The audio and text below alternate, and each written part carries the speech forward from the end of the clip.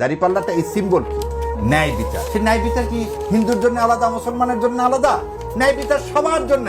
The parameter is same. দুটি প্রসঙ্গ এখানে আসছে, যেহেতু প্রসঙ্গটা এসেছে আমি একটু প্রশ্নই করি। অনেকেই বলছে যে এখন তাহলে আপনারা তো ইসলাম শাসন কায়েম করার কথাই বলছেন, সেই জায়গা থেকে তাহলে যে হিন্দু প্রার্থী তিনি কি হরে কৃষ্ণ হরে বল দাড়িপাল্লা টেনে তোল সেই স্লোগান নিয়ে তিনি ক্যাম্পেইন করবেন কিনা বা ঝাঁপিয়ে পড়বেন কিনা? ভেরি ভেরি ইন্টারেস্টিং ব্যাপার। তিনি কিভাবে ক্যাম্পেইন করবেন একটা জিনিস আপনাকে বলি। আপনি দুইটা জিনিস আমাকে খুব উভয় সংকটে ফেলে দিলেন। যখন নিবন্ধনের জন্য আমার দলের গঠনতন্ত্র জমা দিলাম, তখন বললো তোমার মহিলা শাখা লাগবে, তোমার অন্য ধর্মাবলম্বীকে অ্যাড করতে হবে। কি জন্য? এটা ইনক্লুসিভ, না হলে তুমি এদেশে রাজনীতি করতে পারবে না। আচ্ছা ঠিক আছে। আমি তখন অতীত ঘেটে টেটে দেখলাম যে ওমর রাদিয়াল্লাহু আনহুর সময় 4-5 জন, খলিফার সময় 4-5 জন যারা রাজস্ব আদায় করতো, প্রধান বিধর্মীরা ছিলেন। আমি এখন আমার কি জামাত ইসলাম কি বিধর্মী শাখা বলবো না, কিন্তু জামাত ইসলাম অন্যান্য ধর্ম, যেটা আমার কনস্টিটিউশন কি করছে, সম্মান দিছে।